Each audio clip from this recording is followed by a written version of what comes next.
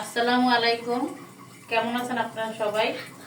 আলহামদুলিল্লাহ আমি ভালো আছি। আজকে চলে আসলাম নতুন আরেকটি ভিডিও নিয়ে। রেগুলার এখন ভিডিও করতে পারি না, দেওয়া হয় না, একটু কাজে ব্যস্ততা থাকার কারণে। তো কাজটা শেষ হয়ে যাবে, জানুয়ারি মাসটা একটু ঝামেলা হবে, তারপর নিয়মিত ভিডিও প্রতিদিনই ছাড়া হবে। তো এখন আমি শুরুতে করলা ভাজি করে নিব। তার জন্য একটা কড়াই বসে দিয়েছি এবং কড়াইতে তেলও দিয়ে দিয়েছি। আমার তেল গরম হয়ে গিয়েছে। আমি দুটো শুকনো মরিচ দিয়ে ভেজে রেখেছি। এখন আমি একসঙ্গে করলা এবং কিছু আলু এরকম করে কেটে নিয়েছি, কারণ আমার করলা কম ছিল, তিনটা উস্তা ছিল, তাই আমি আরো 3টা আলু কুচিয়ে দিয়েছি এবং পেঁয়াজ কুচি, কাঁচামরিচ ফালি সব একসঙ্গে ধুয়ে পরিষ্কার করে রেখেছি। এখন দিয়ে দিব।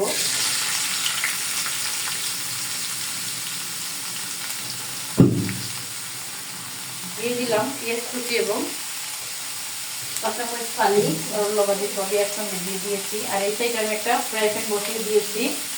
ফ্রাই প্যানে আমি কিছু তেলও দিয়ে দিয়েছি। এই সাইডে আমি মাছ ভেজে নিব। আমি করলা ভাজি আর কাতল মাছ রান্না করবো সবজি দিয়ে। তো তার জন্য করলা ভাজিটা শুরুতে বসিয়ে দিলাম। আমি করলা ভাজিতে দিয়ে দেবো পরিমাণ মতো লবণ, দিয়ে তারপর লেড়ে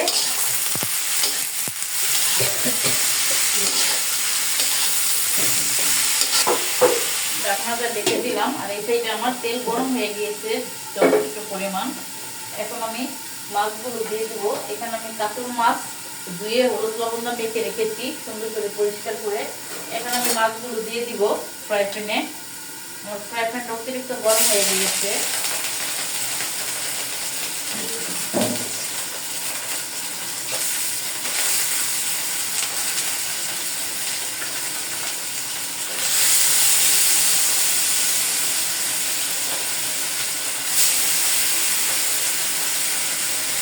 একটু ঝামেলার ভিতরে আছি, তাই নিয়মিত ভিডিওগুলো ছাড়া হয় না। তো আপনারা কিছু মনে করবেন না, ঝামেলাটা শেষ হলে নিয়মিত ওই ভিডিও ছাড়বো।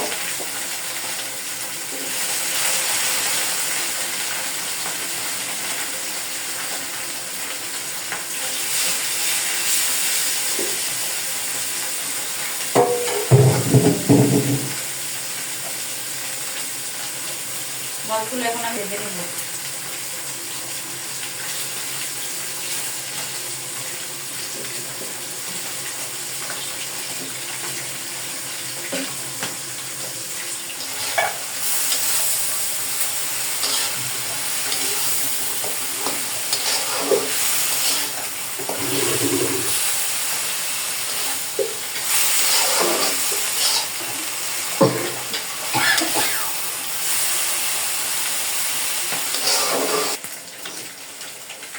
আমার মাছগুলো ভাজা হয়ে গিয়েছে। এখন আমি মাছগুলো নামিয়ে নিব, তরকারিটা বসাই দিব। আর এই সাইড আমার করলা ভাজিটা প্রায় হয়ে এসেছে। যে করলা ভাজিটা হয়ে গিয়েছে, করলা ভাজিকে তুলে নিব, তরকারি বসাই দিব। এখন আমি এখন কড়াই বসিয়ে দিয়েছি, তেল দিয়ে দিয়েছি। আমার তেলটা গরম হয়ে গেছে। আমি পেঁয়াজ কুচি দিয়ে দিব, তরকারিটা বসিয়ে নেব তার জন্য।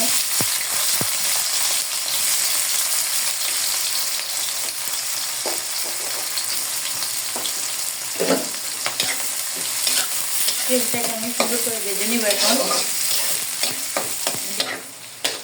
আমার পেঁয়াজ ভাজাটা হয়ে গিয়েছে। এখন আমি আদা রসুনের পেস্ট দিয়ে দিব। আমরা যে কোনো বড় মাছ আদা রসুনের পেস্ট, আদা রসুনের পেস্টটা আমি সব কিছুতে খাই আমরা।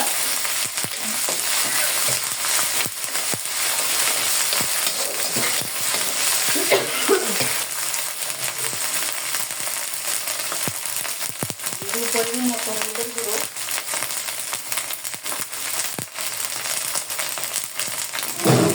দিয়ে দেবো লাল মরিচের গুঁড়ো। গরম যেহেতু আমি একটু জিরার গুঁড়ো দিব, হালকা দিলাম, বেশি দিব না। হালকা একটু পানি দিয়ে দিব যাতে মশলাটা পুড়ে না যায়। সুন্দর করে আমি কষিয়ে নেব।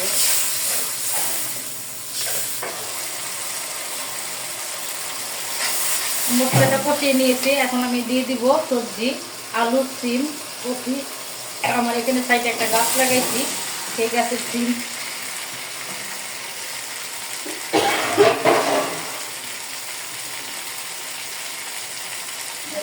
টেস্ট মতো লবণ,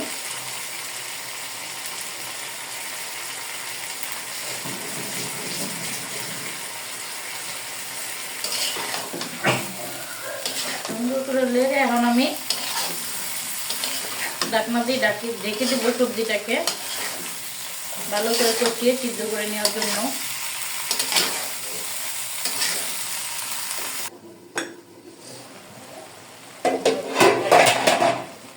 কষানো হয়ে গিয়েছে, এখন আমি ঝোলের জন্য পানি দিয়ে দিব।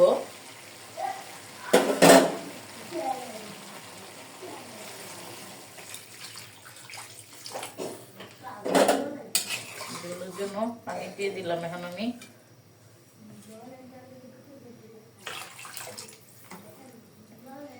ঢাকনা দিয়ে ঢেকে দেবো তাড়াতাড়ি যাতে ঝোলটা ফুটে যায়। তরকারিটা ফুটে গিয়েছে, এখন আমি মাছগুলো দিয়ে দিব।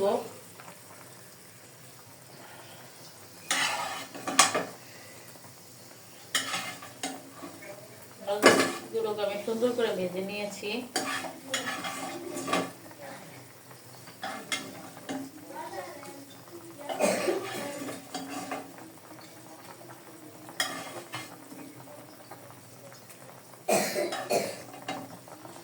দিয়ে দিলাম মাছগুলো। এখন আমি আরেকটু জল ফুটিয়ে নিব, তারপর ধনিয়া পাতা দিয়ে আমি তরকারিটাকে নামিয়ে নিব। তো হতে থাক।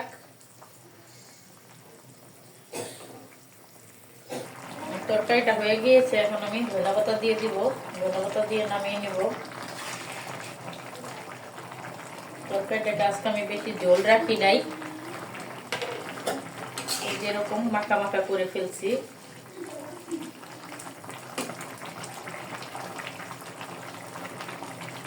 হালকা একটু জাল দিয়ে নামিয়ে নিব। এখন তরকারিটা রান্না শেষ। আমার মনে হচ্ছে জ্বর আসবে, ঠান্ডা লাগছে, মাথা প্রচন্ড ব্যথা করতেছে। এখন রান্না হয়ে গিয়েছে, আমি এখন নামিয়ে খেতে দিয়ে দিব।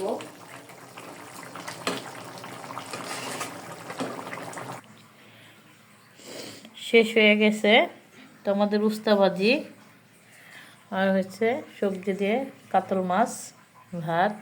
আমাদের রান্নার রেসিপি ঠিক কেমন হলো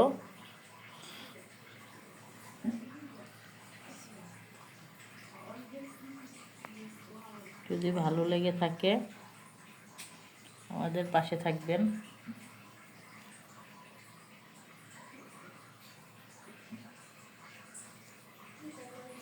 আল্লাহ হাফেজ।